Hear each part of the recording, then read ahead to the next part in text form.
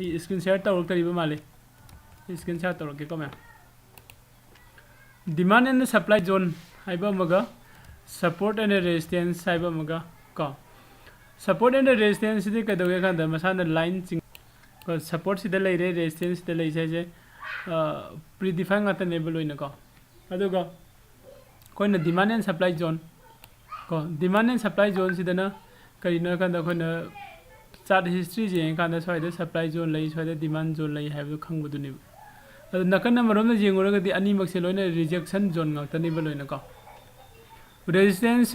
अखोगी market से reverse तौरप याई को अदैदी सपोर्ट रिवर्स तौरप याई तौरक्तबसु याई को अदो हारिबा सपोर्ट एंड रेजिस्टेंस खंगनब होनरप मतम अखोना लाक्युसे स्टॉक मार्केट अखोना चंगसिलपनिना सिदा अखोना चंगसिल ट्रेड तौब चंगपसिदने अखोगी आइगे right entry and right exit को कोई हौरपदगी दुमोरी सारा लाए हारिबा right entry and right exit से खरमगै खंगब ngamnana बायना